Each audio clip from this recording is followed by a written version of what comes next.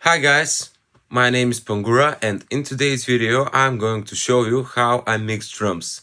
I'm going to use one of the examples from my latest video in which I showed you how I record my drum set, and if you missed that there will be a link in the description. So without further ado, let's get right into it. I can't fake it anymore.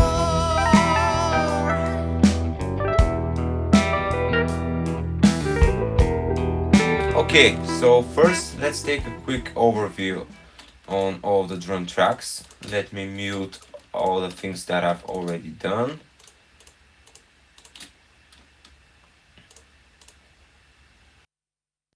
So what have I got going here? Rooms, overheads, floor tom, rack tom, kick out, kick in. This is the kick bus, in which I can process my two microphones together, and the same for the snare bottom, snare top, and I have a couple of parallel drum buses, and you'll see that later. So as you can see, there is something over all of the channels, and this is the SSL 4000E channel strip, and this is how drums were mixed once upon a time and still are in the big studios. And it's a great way of mixing. Of course, I can do this with my board, the Tascam, but I don't have nearly as much possibilities as I do here, like high pass filter, low pass filter, compressor, gate expander section, great for band EQ, this saturation THD knob is also pretty cool. And yeah, that's why I use it on every single track for drums and other things in my mix. Probably, yeah, like on the electric piano, on the organ, on the guitar, mostly on everything. Oh, there is one more feature that's really important, and this is the polarity switch, but we'll get into that later. So this was the second example from my last video, and it's the one that I recorded using the Glyn Jones technique. So the first thing about the Glyn Jones technique, just let me get it a little bit wilder so you can hear it. The first thing is that we don't pan that hard right and hard left. Around here, the 50 and 100 is where we want to be in order for the snare to be in the center, and I'll let you hear it.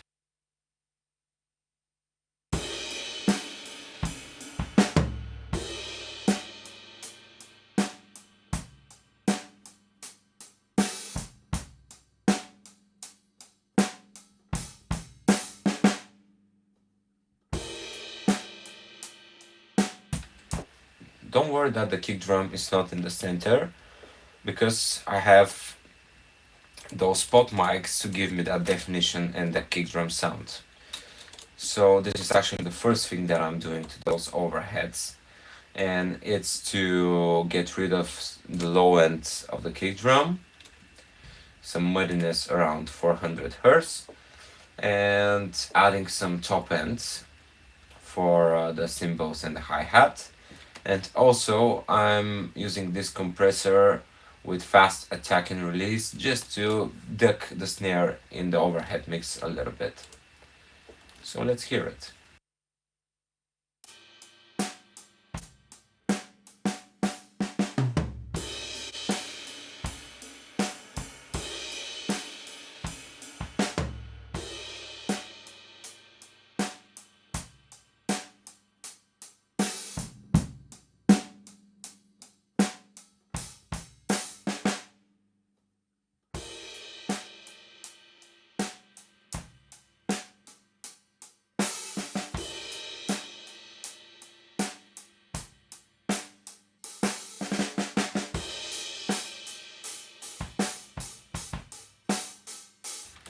This is basically what I'm doing to the overheads. Next are the room microphones, and here those were actually recorded in this room but I wanted to exaggerate that, so I have a couple of plugins on this one. First, let's hear them as they are.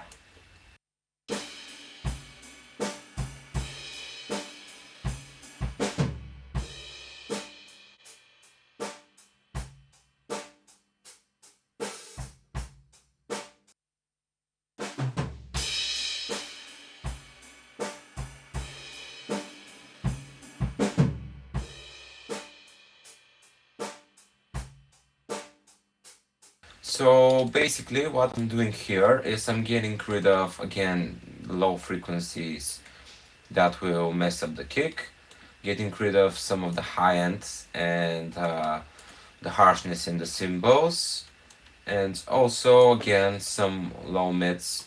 I find that when mixing drums, there's always this build up around 300 to 400 hertz on every single microphone. I find it, I don't know, maybe this is just the ways that drums are. Or if you have a different opinion, write it down in the comments, please. So this is basically what I'm doing here, and some saturation, the first stage of saturation. Next is next I'm adding this compressor, the Shadow Hills mastering compressor, to make the room sound bigger.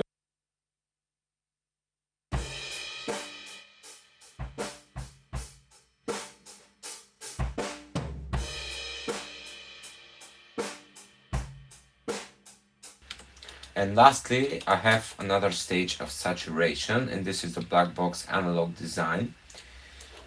Let's hear it.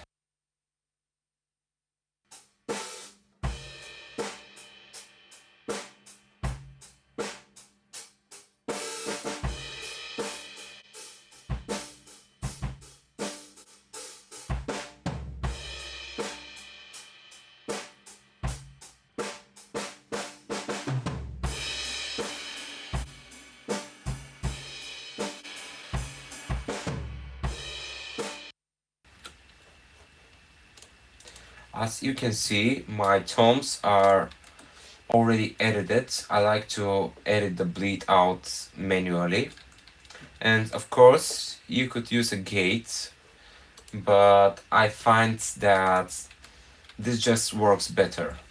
I'll let you hear it here.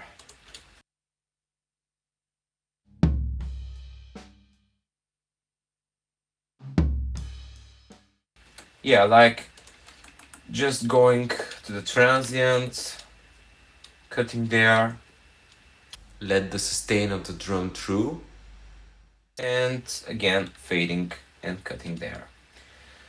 That's basically what I've done to both tracks, and here is the most important thing, is the polarity switch, and in this case it had to be reversed, and I'll show you why.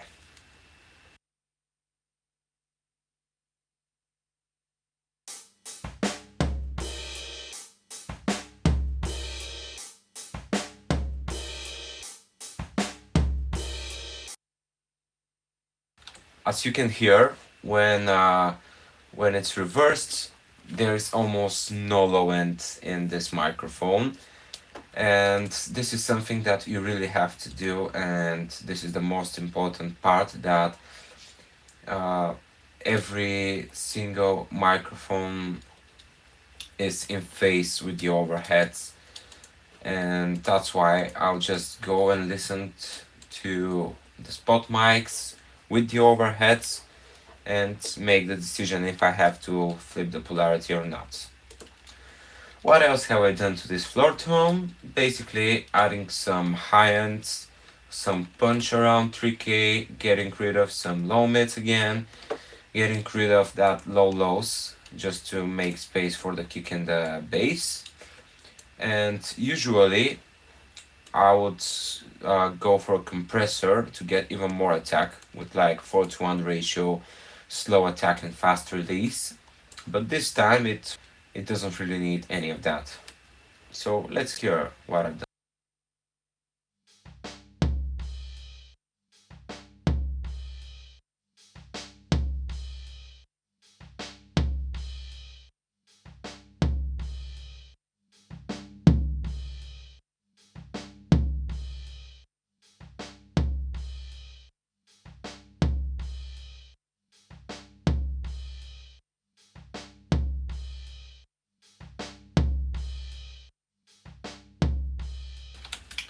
this is it basically.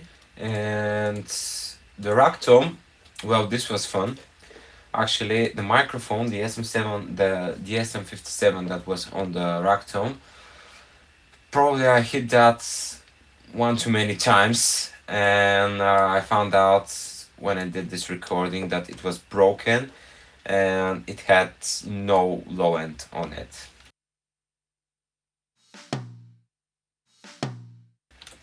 So this is one of the cases in which you have to over process something to make it right. And I didn't want to re-record the whole drum part because I liked it. It fit the emotion of the song, and this is the most important thing. That's why I added like 8 dB almost of 200 hertz to make it sound like this.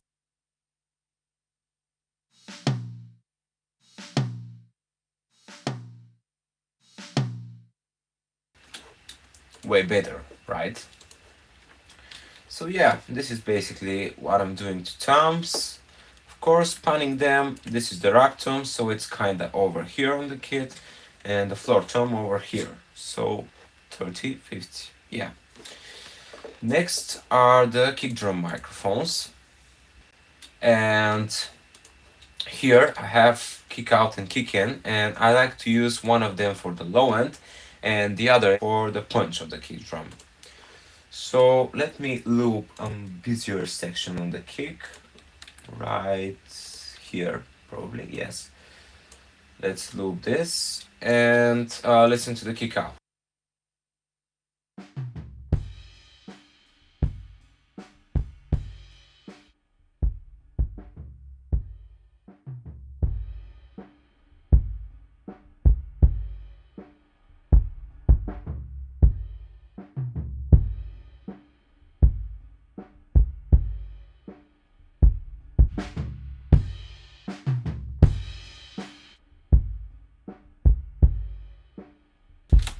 So what have I done here? I got rid of everything above 1K, a little bit more 1K out, some low mids out of the picture, and boosted the low end of the kick drum. So it's really just the tut in this microphone, and the other one is the opposite. The other one is just for the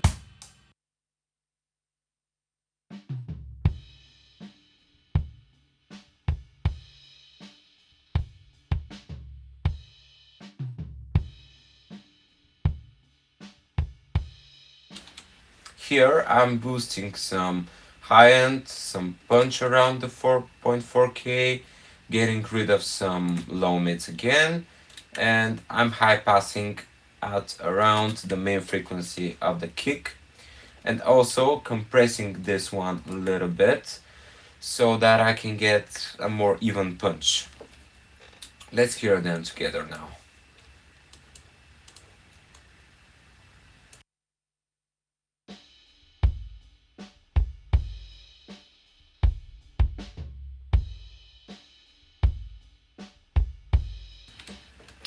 At this point, this is a pretty great kick drum sound, but in the home mix, I wanted a little bit more punch out of it and less muddiness.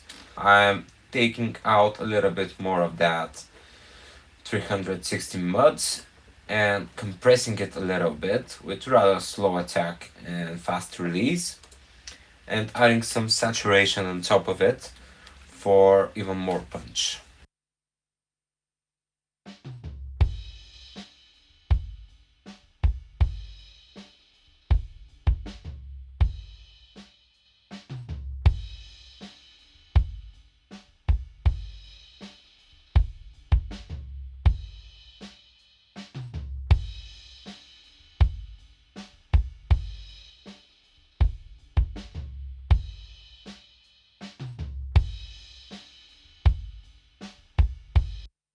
Well, now this is a great kick drum. Okay, so let's get inside snare territory. And here I have the snare bottom microphone and the snare top microphone. And the first thing you have to do is flip the polarity on the snare bottom microphone. Otherwise, this is what you get.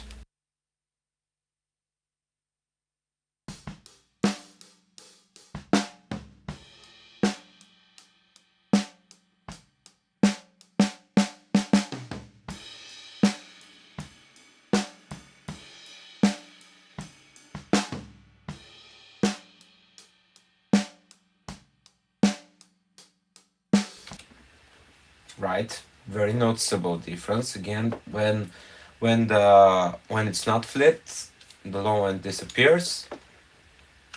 And I haven't really processed this microphone a lot. I have a high pass filter around 90 here to get rid of the kick drum. That's coming very hot into this microphone because it's pretty close to the kick drum. And of course adding some high end just to hear even more of that snares.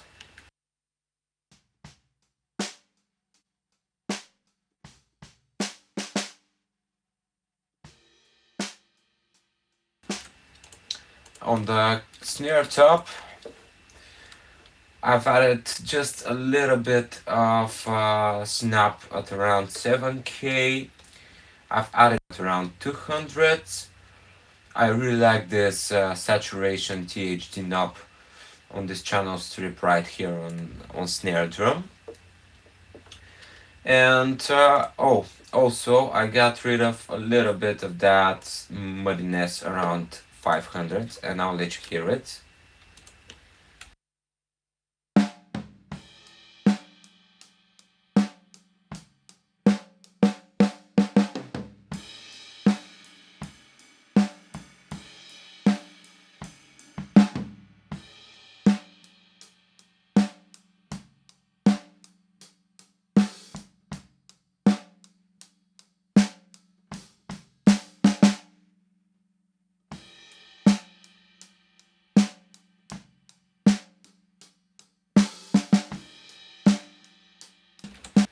Again, pretty good, right? But still, we need a little bit more punch. This is a blues rock song, it's not a pop ballad. That's why I'm compressing it a little bit, and again, some saturation.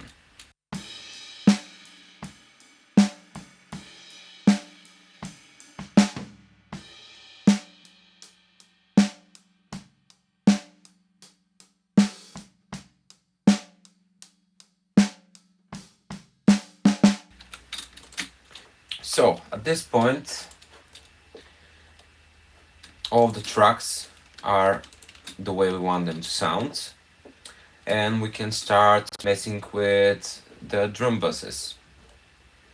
First of all, on the main drum bus, I have some Pultec EQP 1A by UAD, and this one is just a classic, and I love it. It makes the drums bigger. Let's hear it.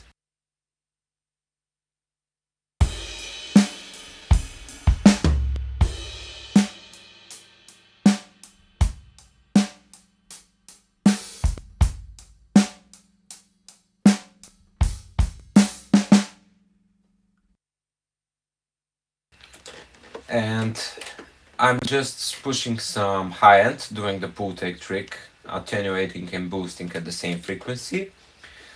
So I'm adding some high end and some low end with a very broad EQ, and this is helping the snare and the kick as well as the cymbals and the hi-hat a lot, but it incorporates a lot of low end since it's a very broad EQ curve. So I'm taking this out a little bit, so the sound is something like this.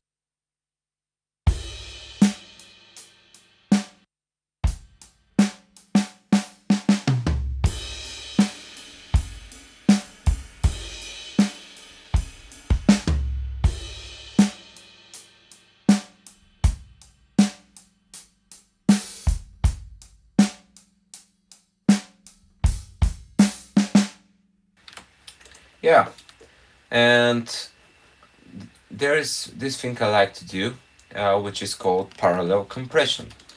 I've got the same EQ settings here and this Fairchild plugin, which I believe that comes with Pro Tools Studio.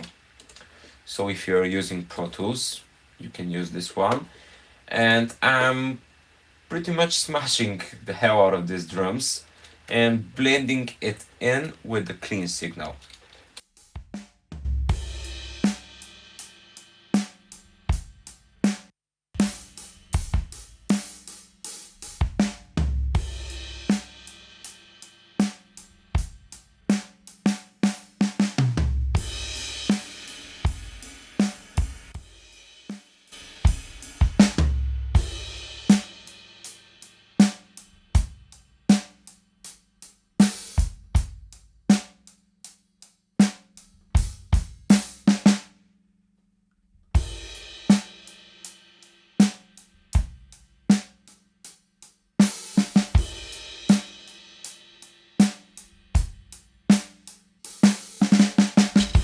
Yeah, and there is only one last thing I've got going on here, and this is the Lexicon LX 480, but the Essentials.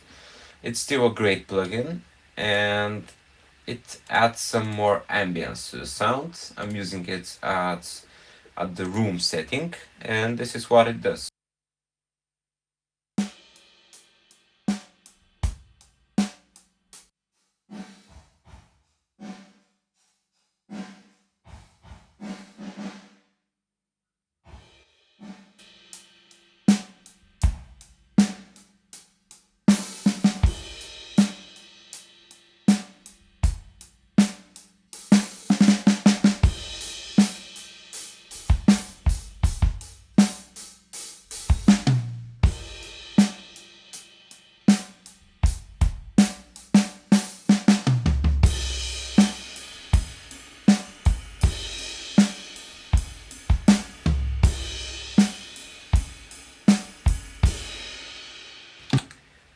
Well, this I call drum sound. I think it sounds amazing. Now I'll let you hear it with the rest of the mix. And I'm going to put my warm audio bus compressor onto the mix. And we're going to hear the results. Yeah, let's go. Let's hear the whole mix now.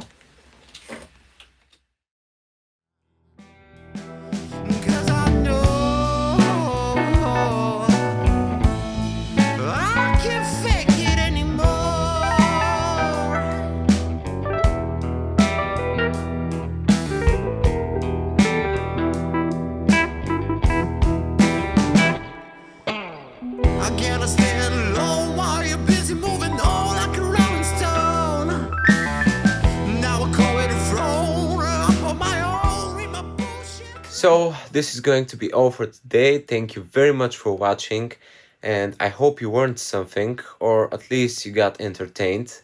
And if you did, please like and subscribe, and leave a comment below if you like this kind of content and would you like to see more of it. I have a full album right now that needs to be mixed, so a whole bunch of drum recordings, electric guitar recordings, acoustic guitar, etc. And yeah, I would love to make videos about all of this. So drop a comment below, like and subscribe, and see you in the next one.